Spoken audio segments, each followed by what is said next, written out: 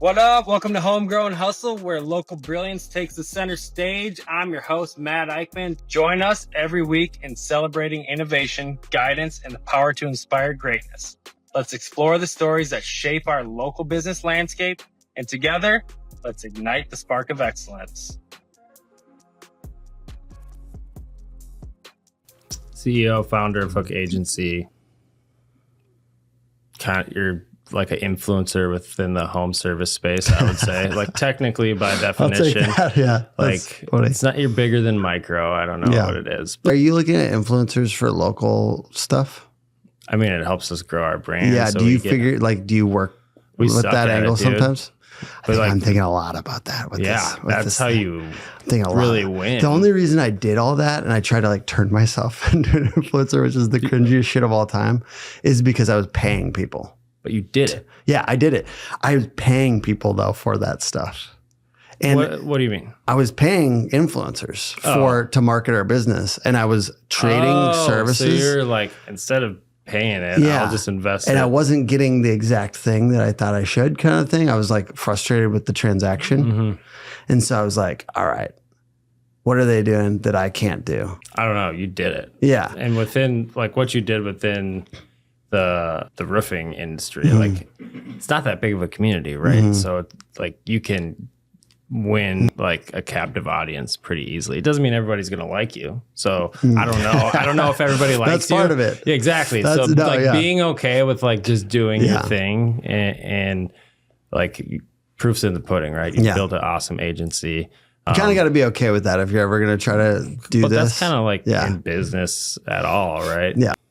Like business, if you're trying to make everybody happy, like you're going to be not happy yourself. You're going to keep it small. Mm-hmm. That's what I've realized. So outside of like your new business that you're starting on the side, like what are you most excited about in marketing for 2026, Tim? Yeah. Well, it's probably going to be not a surprise to a lot of people.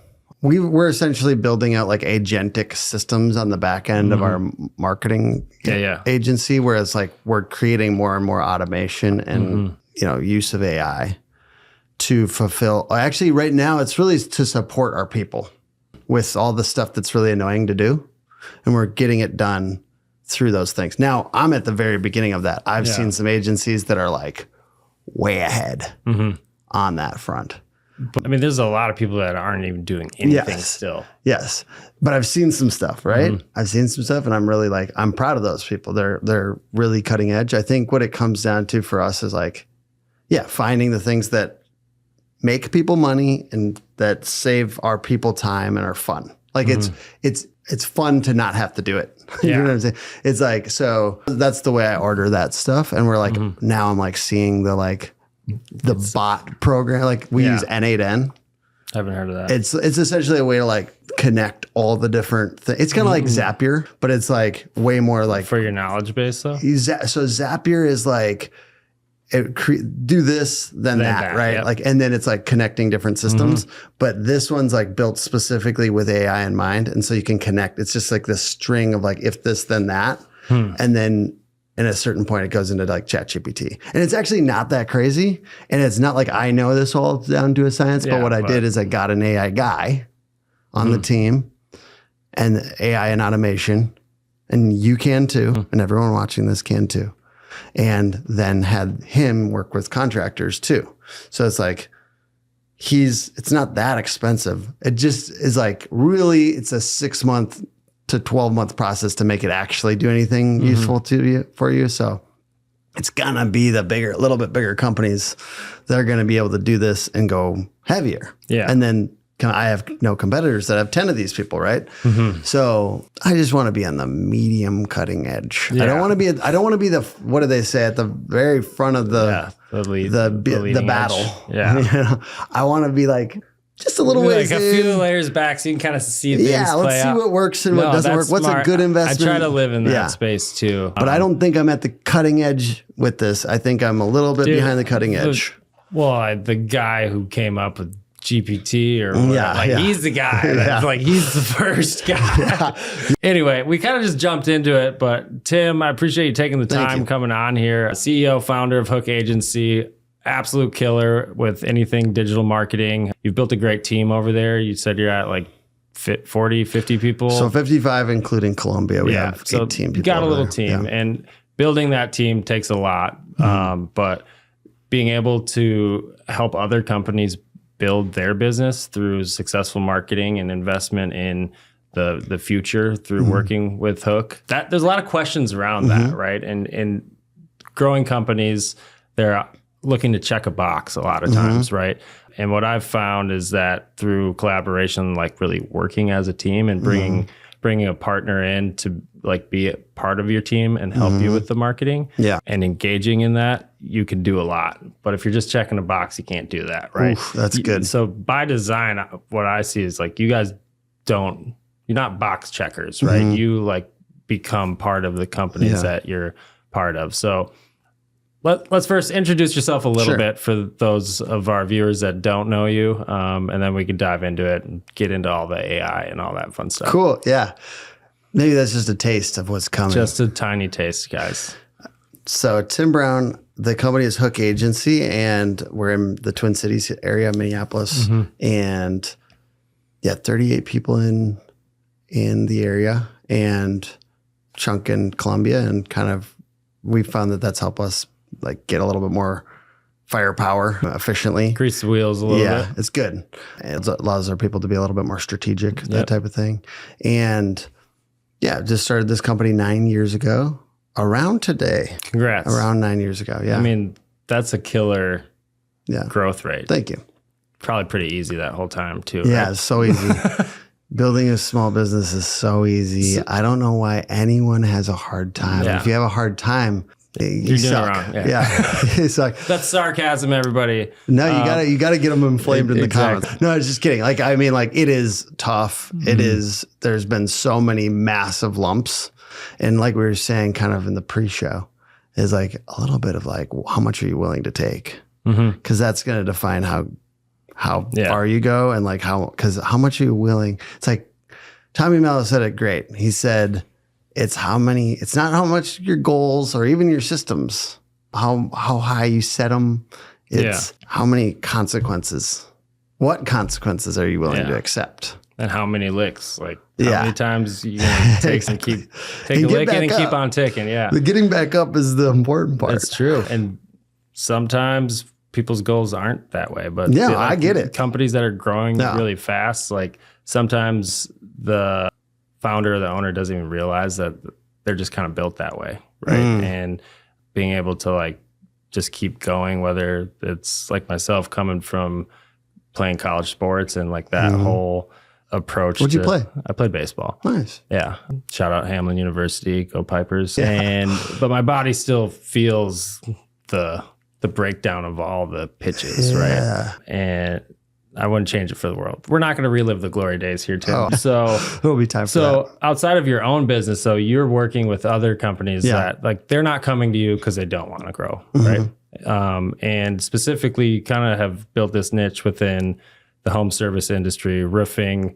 You're doing HVAC and plumbing. Are you in other verticals there also? No, well, we do secret verticals. We have some pest control. Actually, we have an insane case study on pest control that I'm like really proud of now. Not we didn't last time we did this, but we do now, which is sweet.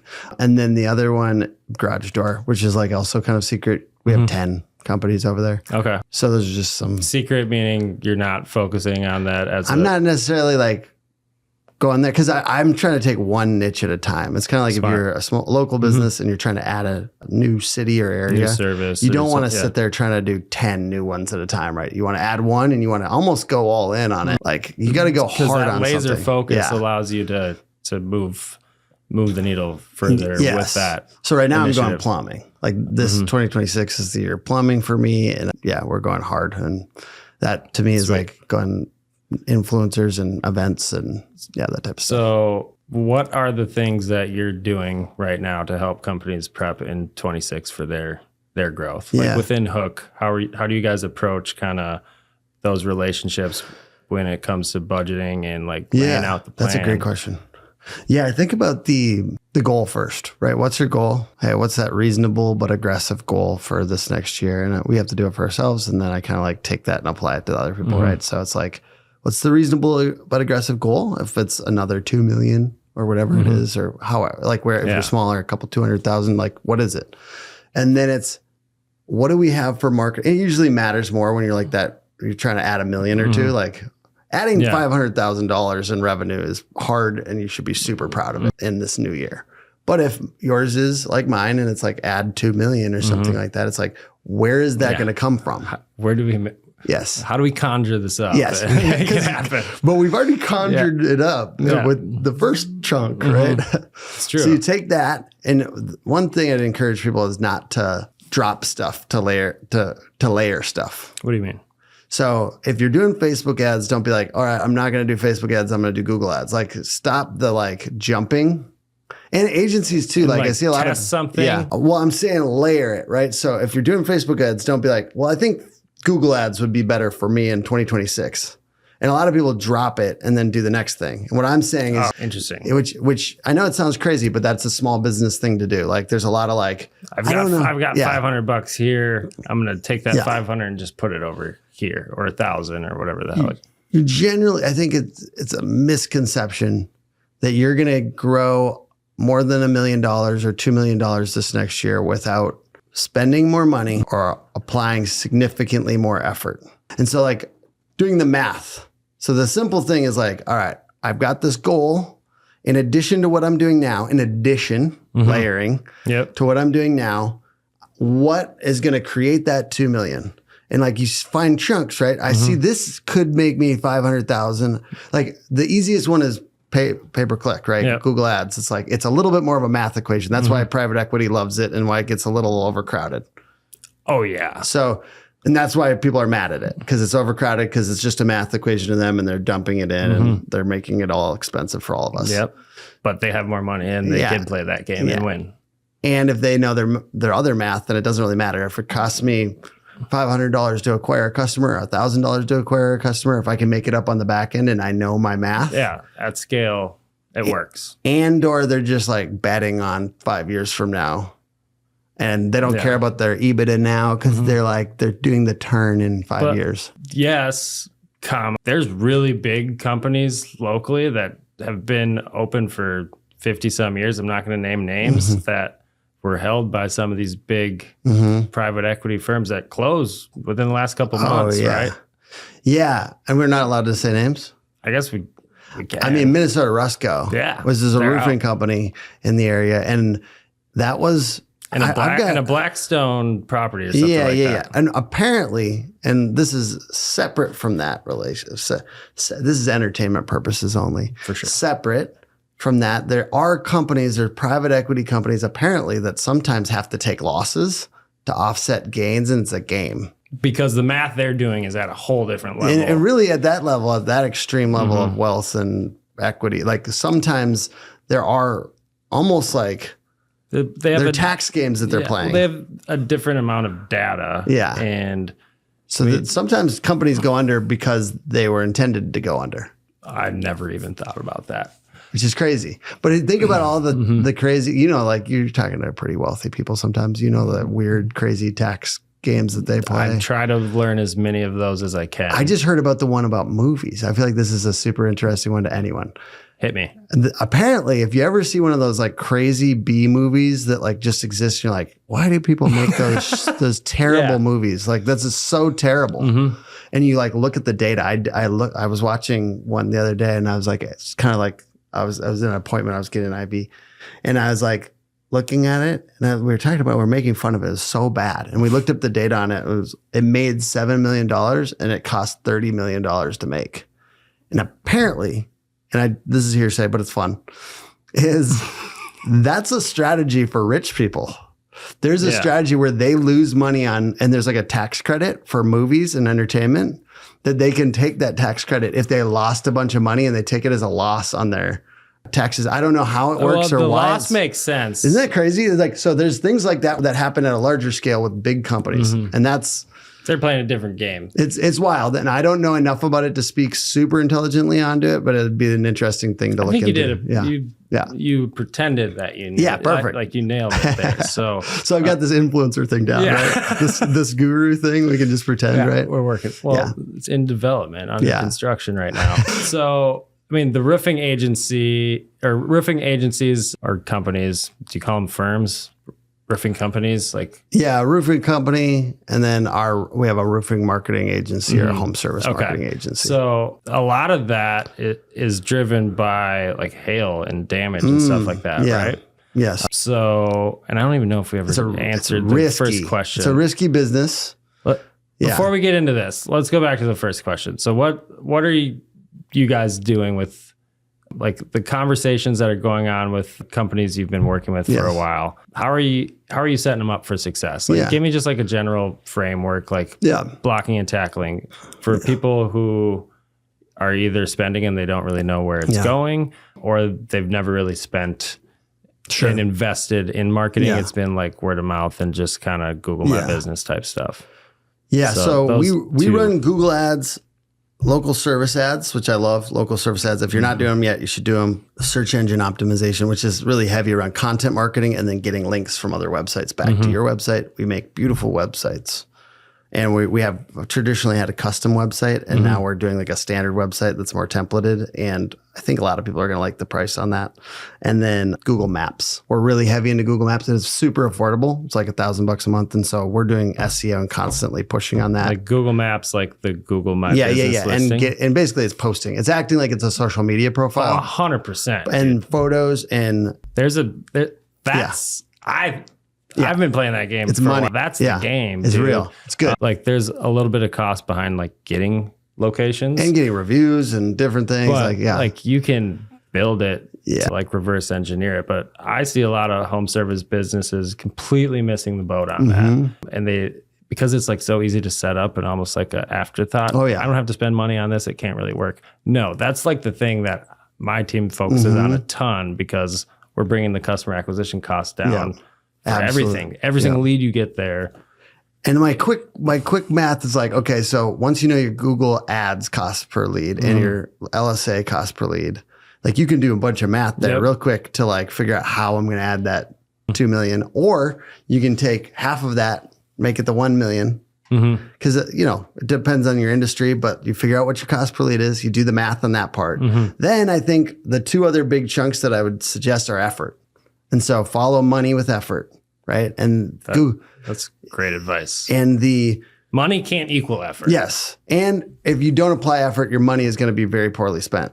So meaning you need to be a good partner to whatever agency you talk to. Peel back some of the layers behind the effort that they should be putting in on their end. And the two biggest chunks that I think out the gate are that maps, going hard on Google Business Profile, posting every day, posting images every day. And if you do the math, and if we could get 3 reviews a week, right?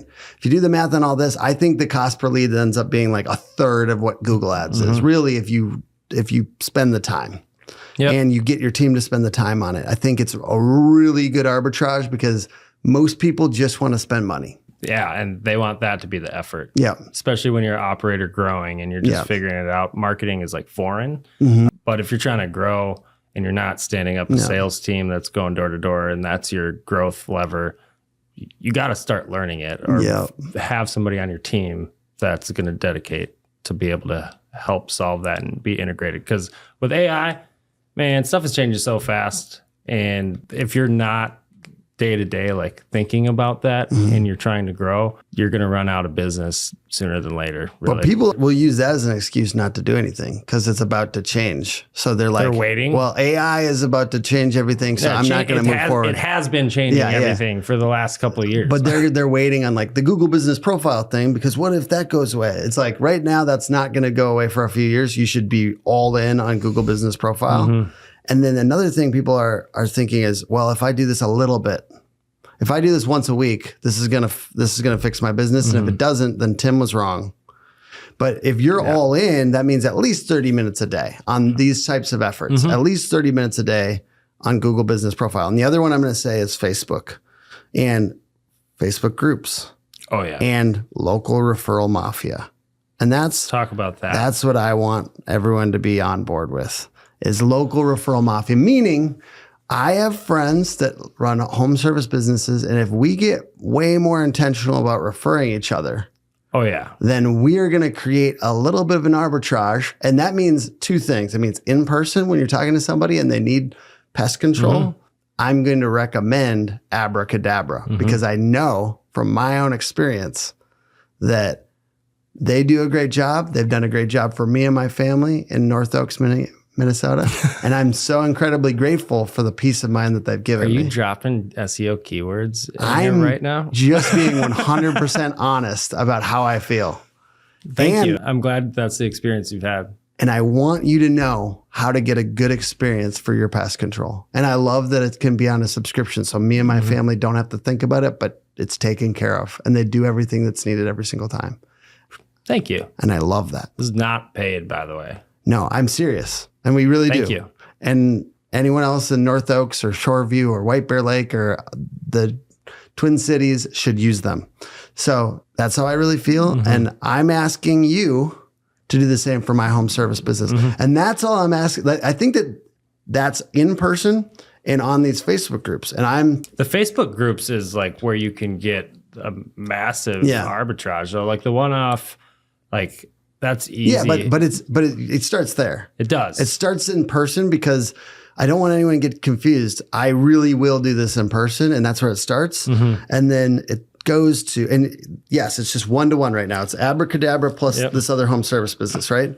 And then how many more can we get part of it? And then it's not only, okay, the tree guy, the mulch guy, anyone else around the exterior of homes, then, and like, it could apply to any small business, by the way. You have your group in a local business in particular, but I do this in my agency, right? This is how I built my agency, and this is why I believe it will work, and this is why I'm spending a lot of effort on it, is because I know that referrals close at the what? Highest rate. Yeah. They're sold. The highest rate. Exactly, Matt. And how much better does your day go when you go out to a referral? Our guys are happier. They know that's an easier sale. It's a layup instead of like having to work for it and develop that rapport that isn't there. Layup. A layup. Because that's how it works. And so what else could we do to market for referrals? So this is the paradigm shift from my point of view, is how can we market for referrals, not for leads? Correct. So I'm saying, sure, do the Google ads, do the LSA, do them with Hook Agency, but then layer on these other things, right? Yeah. Layer on the two things that you can create the most effort on it from my point of view are that local referral mafia and Google Maps. And you can do them yourself and you don't require anybody else. You can also do them just a little framework and structure. So what it really takes is somebody kind of organizing it and being the one that like does it. So if somebody's listening here and they're not in the Twin Cities and don't want to join our referral mafia, well, you should if you're in the Twin Cities. But if you're not in the Twin Cities, like if anybody's listening and you want to do this, like how would you recommend somebody do that? Like what are the couple steps they could do to make it happen? Most of you got a guy for something. And that's where it really comes back to. It's like, we've got a guy for that, right? Or a girl or whatever. So once you start to have a guy, and I have it for my house, which is a good place to start, right? Like I've got, and it's okay. I'm a super user of home services. My wife is a super user of home services, and that's okay. I think that's good for you as a business owner to like almost do that a little bit. We got the tree. You get to be the customer and have the customer experience. You see things that I'll have multiple vendors come over to my house just to get different. Oh, yeah. Like I do this all the time. That's a good move. I've had pest control companies come to my house. There's nothing wrong with that. Yeah. So once you start to do that a little bit, that's a good place to start. And then otherwise it's cold connections, right? It's like, hey, and it's a little awkward, but I'll cold call a yard sign that I saw I like this guy. He's a hustler. Yeah. So he's in my area. He put a yard sign out in the turnaround. I love that. Yeah. He had to cross the road. And I'll call him up and be like, hey, what up? Yep. Can we hang out? I just want to hang out with you and talk about referrals. That's what I'll do. Like, so you see the other ways that they're advertising, they're a hustler, they're getting out there, and then I'm going to connect with them. I'm going to sit down to lunch with them and I'm going to say, hey, how can I refer you? How can I be referred? And I'm going to focus a little bit more on like, can I get this person 2 clients this next year? Like, cause we're not trying to like build our entire business off of this. We're trying to get 2 referrals. Just a little bit of value. Yeah. And like but then you say, hey, by the way, are you in any of these Facebook groups? Like, I'm going to invite you to a few. Like, let's refer each other there too. That is, yes, you're right. When I'm marketing hook agency, I'm thinking one to many as much as I possibly can. I'm trying to like speak to people. I'm trying to go on podcasts. I'm no longer trying to do the one-to-one sales. So that is a strategy. That is part of it. But it starts in person. It starts with being present and having good energy with that person. That's good. Right. I think that's where it starts. Like, and people want to refer people that they like, know, and trust. Yeah, you don't want to refer a douchebag. Yeah. Like, you don't want to do that. So it starts by being good energy and like really like caring about them. And I think being present, and that's not my strength. So I'm actually like coming back to my roots a little bit. Like, you know what I mean? Like, and I think ultimately though, it does require that. So I think as I'm not as focused on that, my effectiveness goes down as I am. Cause you know, like when you're growing a business, God, you just get in this mode where you're like, God, dude, like 15 problems. Yep. You got a fire before noon. You got somebody leaving your company. You've got stuff going on and you're like, I'm supposed to have good energy for a referral meeting. I'm supposed to have good energy. Exactly. Yeah. Okay. Let me go ahead and go meditate for an hour before a referral meeting. That's the realest thing. But being able to flip that switch, like kind of has to be your job sometimes too. It is. That's why you shouldn't stay in the like purely operator role too. That's why you should like pass stuff off too, because your job is, I don't know, it's a chief energy officer. Well, and I love that. And for you, the companies that start with you, you're working with the guy who's the operator, I assume. And if you're successful, you're seeing them transition from that operator where they're in the field to having to like be out of the field. I'll be real. That's tough for people, dude. I honestly don't. We kind of filter for that a little bit. If you're still in the field, you might not be a great fit. Because it's hard for because some of those guys never make that transition. Let's talk about that a little bit. Yeah. I literally had to give my truck away to prevent myself from going out and continuing to do inspections. Best thing I ever did. But like, I didn't know what to do for the first 2 months because my whole day-to-day changed. Identity was built on that. In order to do that, or in order to have people in your organization do that, there's a shift in mindset. And if that guy's been in that role for 10 years and he's never not been running around in a truck all day and he's got to sit at a desk, he's going to go crazy for the first couple of weeks until like he figures out what his job actually is. So that's smart that you filtered that out. Well, there's a deeper belief here, and that's no one's going to get a good service unless I'm involved. No one's going to get a good service unless I'm involved. And frankly, it's not true. They might be right a little bit. Maybe. But I think like we have to acknowledge that, right? Like that there's certain times where, but then at other times, like you and I have both been there where you're like, oh, because that was like systematized and like they took the time because they were slowing down, they actually got a better service, right? Yep. I'm just saying like to acknowledge that first chunk, that first period of time where you're out of the truck, you're going to have times where that's true. And if you can't, like if people can't see that, now they're in alert. Like your team is in a learning process at that point, right? So you get sitting and watching shit break, it hurts, and know how to kind of solve it or prevent it, or hearing about it after the fact and having to like just eat it. That's hard. It was like it is hard. But if people are learning, they're going to make mistakes. And as a leader, somebody who's growing a company, you got to be open to seeing that and allowing for them to go through the learning process because no matter what SOP or onboarding procedure you build, they're not going to have 100% of that knowledge downloaded into them instantly. And they're going to mess some stuff up along the way. So how do you handle that? How do you coach through that and allow that to be something to build off of instead of like deconstruct somebody? It's soft skills, bro. That's what it is. It's like leadership building. It's team building. And if you're going to really invest in working with a world-class agency like Hook or any of the other agencies out there, you can't just check a box and spend the money and keep all your focus and time in the field on the ops, which doesn't happen until something's been sold. Right? I like how you asked the question, but you gave the best answer I've ever heard on it. I like that a lot. And I think you have to allow for failure. Like I'm just like, I'm agreeing with you 100%. I think that's probably the most important topic that any small business owner can ever hear about. And I think it's also the least sexy.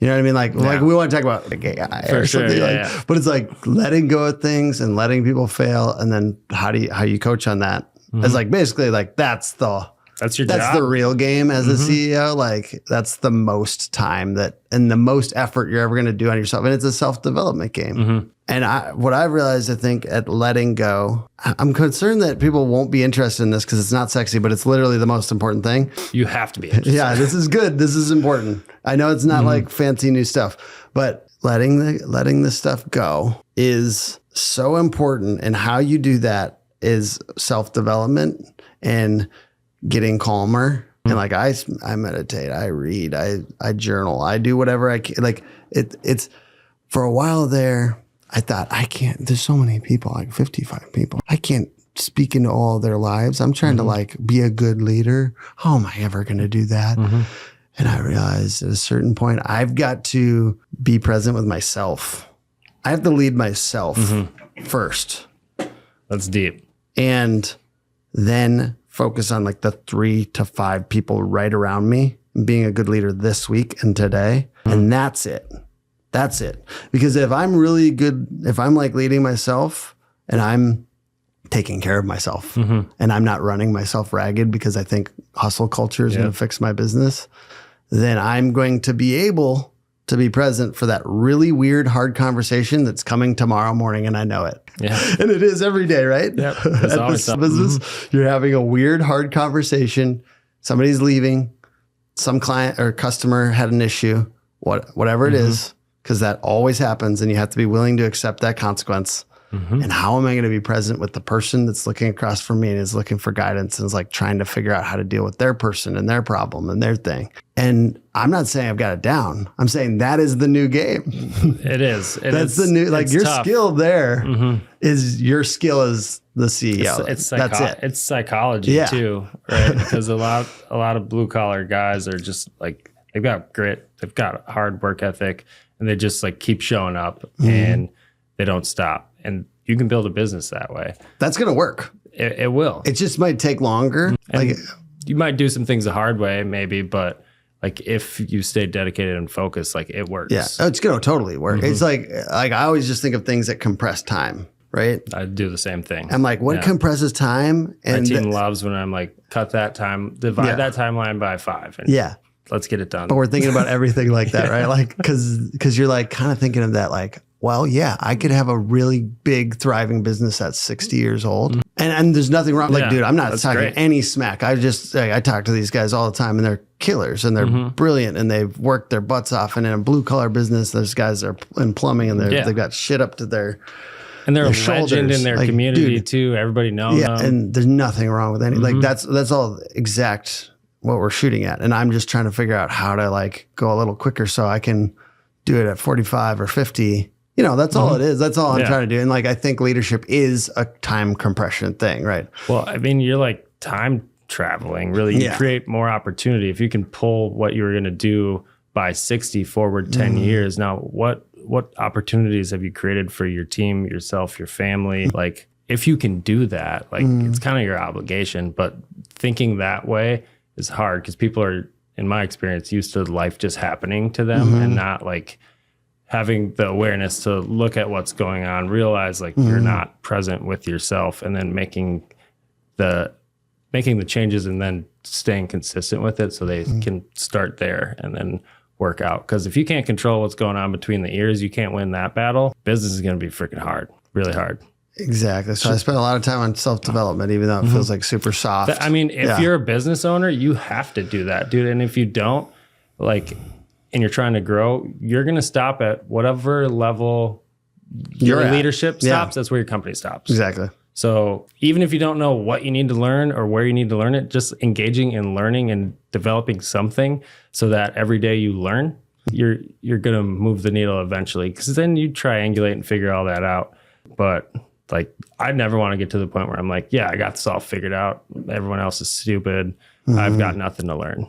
Like those kind of guys, it's really hard to to grow once you're at that state. Because well, it's really hard to wield people if you think they all suck. And like sometimes I do, by the way. Sometimes I do. And then the next day I get up and I'm like, oh yeah, I'm grateful. What am I grateful for? Exactly. You know, then I switch my mindset. But it's like, how long do you stay on that? And some people stay on that more because they're focused on their lack versus their gap in the gain. The gap in the gain. I was actually just going to go to the other one, the who, not how one. But I love Dan Sullivan and his co-author. What's his name? But Dan Sullivan, gap in the gain. And that's the idea is like we're always stuck, like looking backwards because we're super high driven, high performers. And so you get stuck in like what you're missing and like trying to flip that switch to be like, what am I grateful for? And look how far we've come. Yeah. Look how far we've come. It's crazy. Look how far we've come. So that's a really big principle. The gap in the game, the who, not how one, I think works to what we're saying too. 100%. Those mental, this is all time compression too. Because when you have these mental hacks, I'm actually like, I think one of my next books might be about like all you wrote a book? Yeah, I have. Dude, I got to do better research. How to become a hometown hero. And it's really good, by the way. I feel like I should have read that one. You should definitely read that one. You didn't bring a copy today? Oh, shoot, I didn't. I wish I did. No, you should. I can afford buying it off Amazon. You'd enjoy it. No, I'm 100%. I think I wrote it after I came on this podcast. So, did you write it because I didn't think about it at that time, but now who knows? It might have infiltrated my subconscious, and I accidentally did that. Mission accomplished. How to become a hometown hero?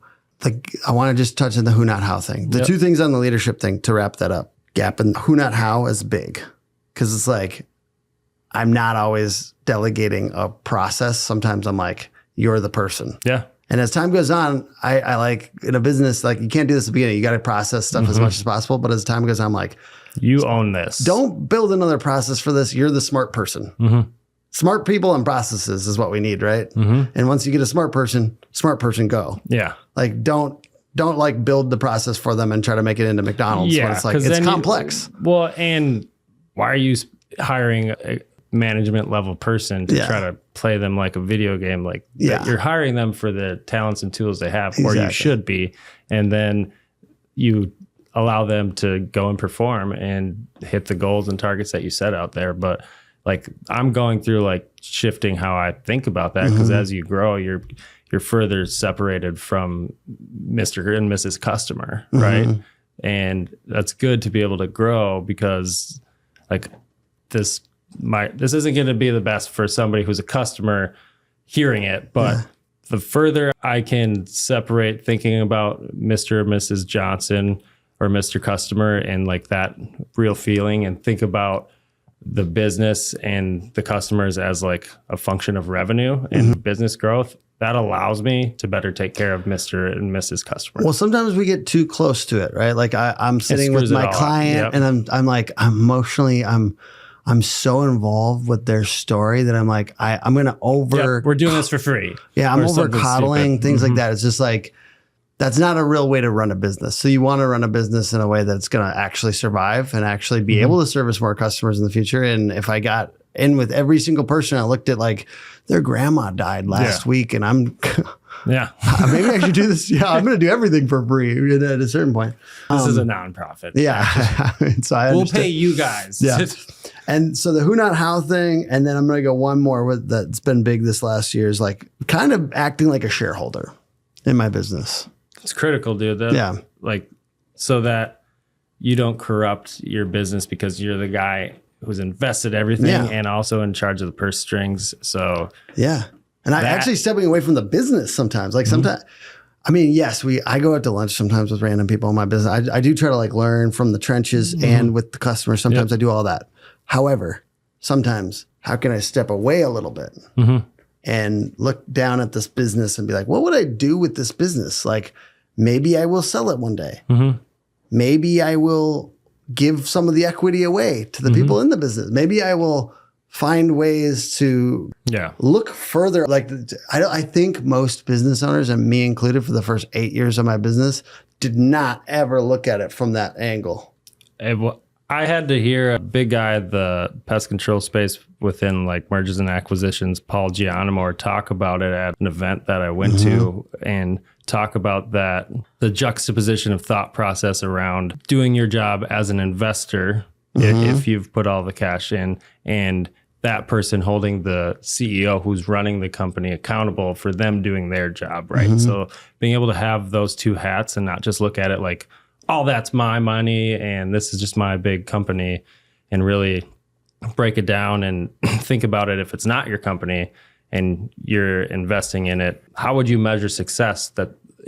How would you measure that CEO's success day to day? And are you meeting that standard yourself? Like, and I've started to think about that a lot, because that's good. I didn't even know what the PE thing was until within the last few years, but a lot of the home service companies don't know how big the opportunity is because they just got into it and started making some decent money. But if you want to grow a massive company, home service space, kind of anywhere, is a major opportunity. I mean, why do you think all these PE companies are moving into the home service space? I mean, there's it's AI. Anchored. They're moving in because it's anchored. It's the localness of it makes it less hard for some wild thing to disrupt it. And really, it's any kind of service business that requires human to human interaction and things like that. So I'm sure that other service type of businesses that essentially can't get outsourced to a different country and essentially have to be, can't do it. Yeah. Well, not yet. That part's a little scary. And I don't want to I feel like there's just all the content talks about that. So I don't really want to be another guy saying, oh, right, look at 10 years and maybe we'll have the robots doing the thing. But you can't really even have this discussion without a little bit of that understanding what might happen here. The boogeyman. And I don't want to be the boogeyman guy all the time. I mean, most people who aren't playing around with GPT, they're the boogeyman guy. They're like, nope, that's Antichrist, or that's going to take over the world. I've seen iRobot. But actually, I'll say a good thing about it. Like experimenting with the agentic AI. And what does that mean before you keep going? So agentic AI is finding a way to have agents do little work in our business. Like an agent is like something that on the computer that does the thing without you having to click anything. Yeah. It's doing it. And you can essentially set it up in the background. So it's doing a bunch of tasks. So and the first layer is like administrative stuff and easy stuff that can be repeated. Let's do that. So like a first example is like when we have a new customer, we set up all these folders and different things and set up a project and all this stuff. And essentially it's like, do it. And it's done. Like, yeah. And it does 15 things, sets it all up, and then we're good. Right. And like it starts there. And that's really where we're at. We're not doing the first time you find something in AI and you see that, it's like, my gosh. Yeah. And it's hard too. So like in addition, the amount of effort that we've done to do like 10 basic tasks has been hard. And in a way, honestly, for a guy like me who watches all that stuff on YouTube, that's like, by the way, in 2 years, it's going to be, you know, absolution and we're done. Sometimes it's good for me to look at all that and say, it's hard. Like sometimes you have to do something a little bit to say it's hard. Yeah. I used to do that with that's really good, right? Yeah. I think that's just start so you can see what is involved. And so you're not so catastrophic in your thinking. So, because I think when we're early and we haven't done any of it yet, we think it's going to be so easy for everyone in 2 seconds. And then once you do it a little bit, you're like, oh, it's hard for us, even with 3 people on it. Well, and people just run with the train of thought where their assumption's right, and they never take that. Well, what if it's not right? Yeah, the whole the other anti-robot thing, like I understand it, but I also I don't think, well, that's another whole question. But philosophically, I'm not really sure that we have a choice here. That's true. It's going to happen. So that's a weird. Not bringing AI into my business is not going to stop that, right? So if that's a thought process, really being able to flip the switch and say, this is a tool or competitive advantage that's happening, and if I don't do it, I'm making a decision as a leader of this company with all these people who are relying on me to make good decisions that I'm okay with being at a disadvantage in the marketplace.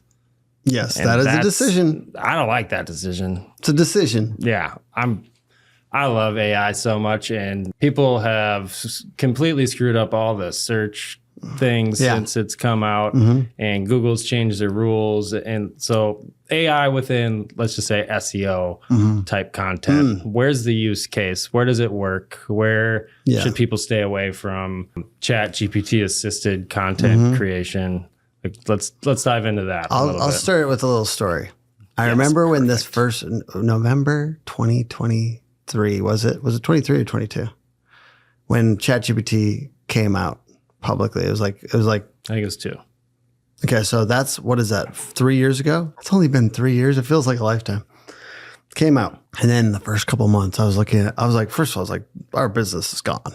And 3 months into it, I was just seeing people like, yeah, I'm just doing SEO myself. I'm like, oh shoot, dude, yeah, it's done. And we're gonna I was gonna fight it. Like what? I don't know what I was gonna do. Like, who were you fighting? No, I was gonna fight. I was like, I'll tell them all that it doesn't work and this and that, and I'll say AI is Google knows everything that's AI, so don't even use it for content and these types of things. I was like, well, you're kind of right. Like that happened. So I really felt that.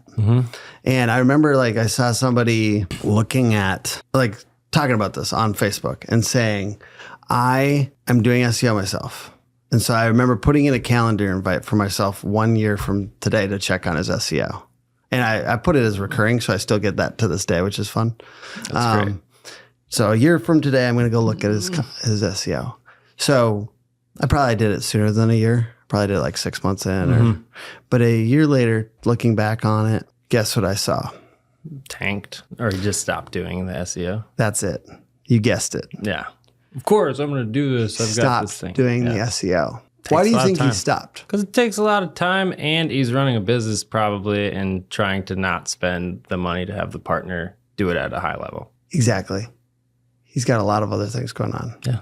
And even with AI, it's still time. You still got to do keyword research. You still got to do the initial draft. Yeah. Even if you're doing it with AI, you do the initial draft and then maybe modify some things, still time. And I think what I'm encouraging people, if they use it, and I'm actually saying do use it.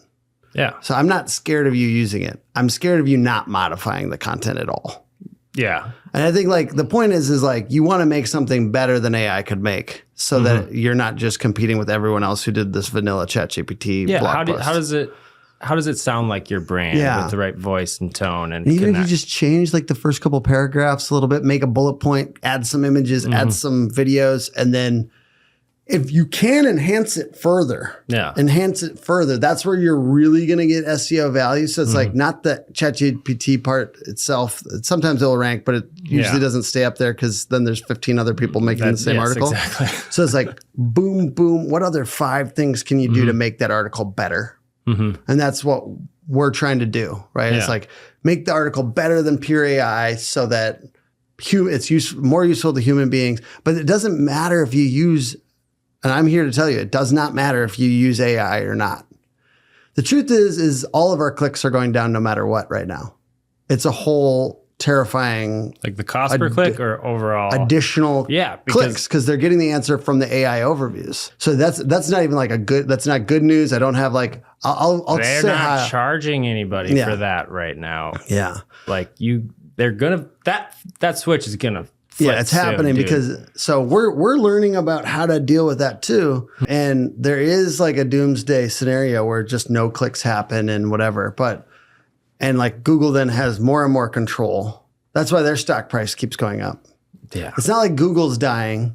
No, but they changed it so chat can only pull from the top 10 search results instead of the billion pages and stuff like that. And so one thing that I want you to be tracking besides just we have so much traffic or less traffic, because in a way our traffic has gone down. We've seen the same thing with I think everyone is. And we're not talking about it because we're an SEO company. And so I don't want to say that out loud, but it's all our traffic is going down. What I look at instead is that first 10 slots. Because not all of my keywords, the first 10 slots.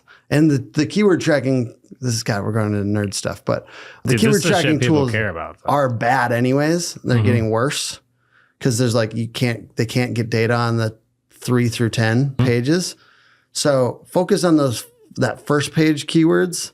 And then we use White Spark Local Rank Tracker.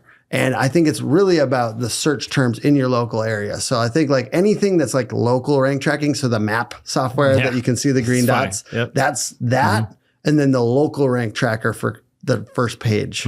Those are where I look. And that's the money. That's the money anyways. So all of this stuff about like our blog posts are going away because the AI overviews are stealing them from us. It's like, did you care anyways? Do you care about your blog posts? But isn't AI pulling from some of those blogs for content if you build them it's not getting a click, right? Yes, it's pulling, and there's all this like ethical question to Google about, oh, you're stealing our content or whatever. But it's like, at the end of the day, that wasn't making us money anyways. So who cares? And so what's interesting to me is like leads are not like overall lead. And I know some people like, there's every year there's somebody that's like the sky is falling and catastrophizes leads, but sometimes it's just local things, and sometimes it's like in roofing there's been low storms, and that actually matters.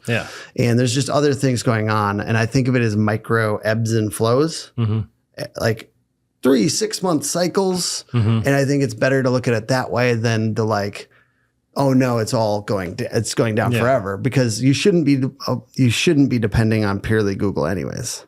And I think at the end of the day, if I'm a local home service business, I am focused entirely on making a company that's known for something, and then creating 5 types of marketing that like are going to help us be known for something. And Google is going to be one major part of that. Oh yeah. I'm going to be very aggressive on Google with the local home service business, because it's still good, because people still make purchase decisions off of it. And Maps is my biggest one. And I'm probably going to, ads and stuff like that too. But it's like anything I can do organic and free in the meantime, I'm going to push really hard on that. If you can build a model where you can have lead gen and you build the pricing with the lead gen involved, instead of reversing it where you start with pricing that has no spend behind marketing. So you don't have that in your price. Now you're growing your company. You start to spend money. You don't increase your prices. You've essentially eroded your entire margin, and now you can't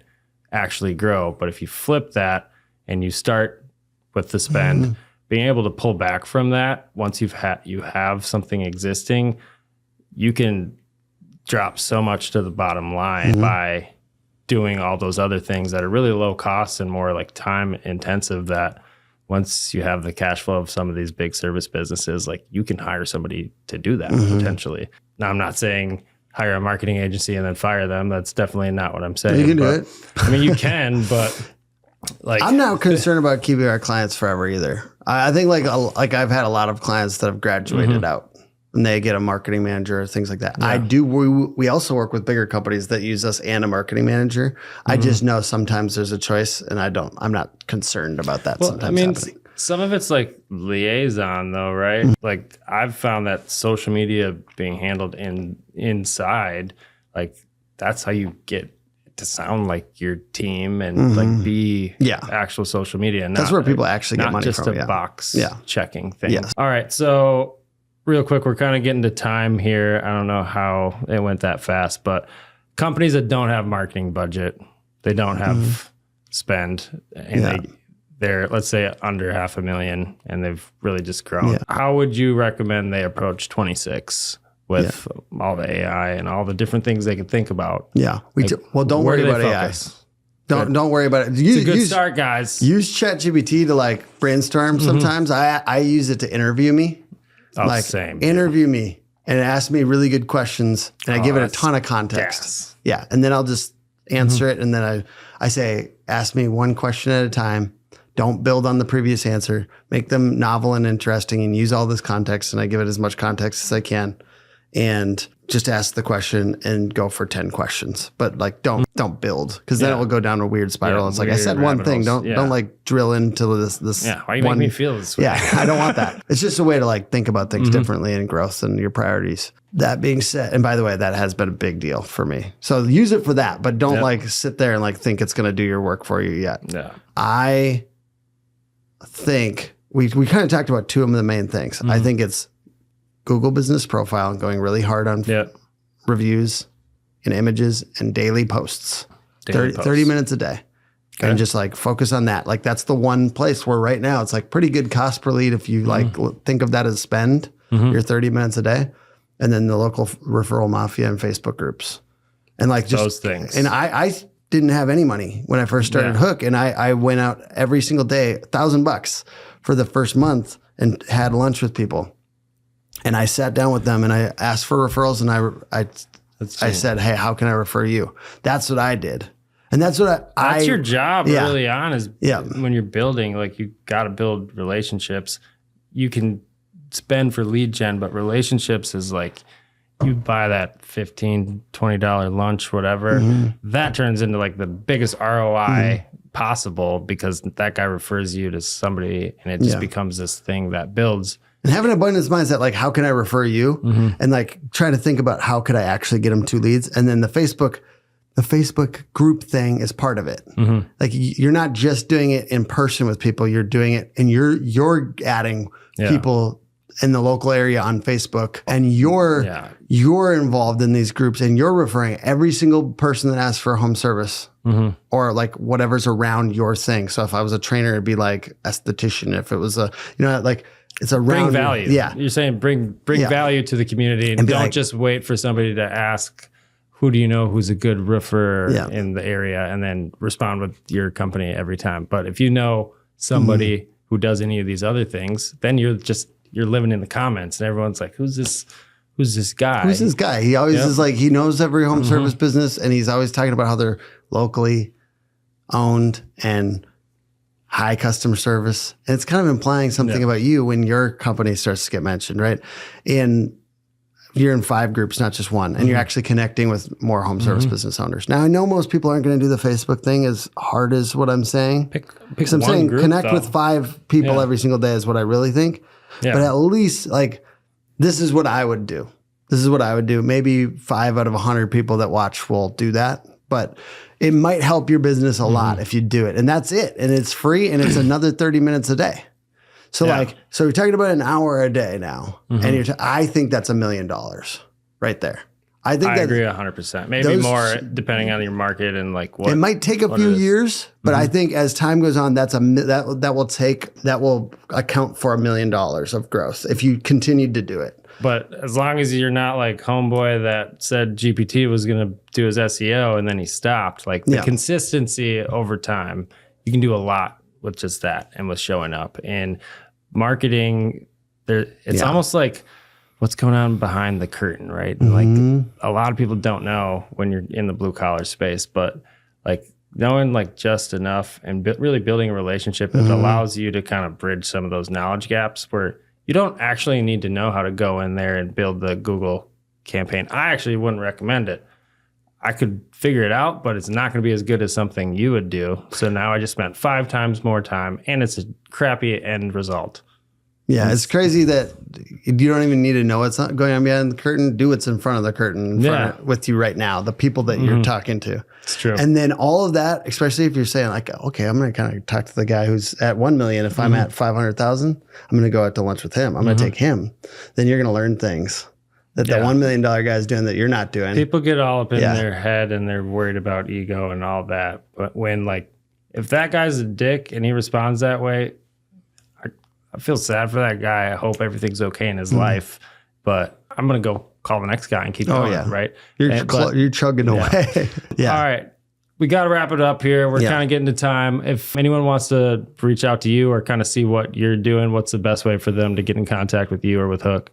Yeah, hookagency.com, Hook Agency, all over social media. My name is Tim Brown, sometimes known as Tim Hook on Facebook, because I'm trying to get the brand in there. And I'm grateful to chat with any of you about your plans for 2026 or my company's really good at what they do. And that's partly why we've grown. What's good grows. And I believe we're getting better constantly. We're really learning a lot. So we'd love to at least talk to you a little bit if you're a local home service business and you're in growth mode. Growth mode. Define that. Growth mode is just like, hey, like you're not in the truck anymore and you're ready to scale it. Because I think that there is something that's like, we could get you some more leads, but like if you can't kind of get out of your own way a little bit and start to like build a business. You're handcuffing yourself and then you're setting your team up. Because who's answering the phone then? And it's kind of that question because it's like we need somebody answering the phone. We need somebody quick follow up. You need to make sure that team has a good sales process. Yeah. So when you guys make it rain, Yeah. that the job, like their part of it can get done. Yeah, because if I answer, the truth is, if somebody answering your phone at the office is gonna create a referral because they're positive and chipper and upbeat, and they're like, yeah, we'll get out there as soon as possible, and you have enough people to do that, then that is going to compound just by itself. Just being a person that answers the phone, and then like we're gonna get out there, and like people feel some good energy from the company a little bit, that you're gonna grow anyways. That feels better than voicemail call back in 6 hours when you're done with the roof or whatever. And we're just going to like pour a little gas on that. Oh, yeah. We don't want to pour gas on a spark that's going to go out. That's a really good analogy. Yeah. Thanks, everybody, for joining us. Thanks again, Tim, for coming on, especially last minute, making it happen, getting through the snow. I mean, true Minnesotans aren't really afraid of the snow. Yeah, what are you guys doing? They just put on their winter boots, right? Let's go. But thanks again for joining us. Thanks for all the likes, shares, comments. That's great for us. It's really helped us along the way. Until our next episode, keep hustling. Let's go. Solid. Hey, thanks for tuning into the Homegrown Hustle. It's been an honor to share the stories of local legends who make our community thrive. Don't forget to subscribe, rate, and review. Please stay tuned for more insight and inspiration. We got a lot of heat in the chamber. This is Matthew Eickman saying peace out until next time. Get hustling.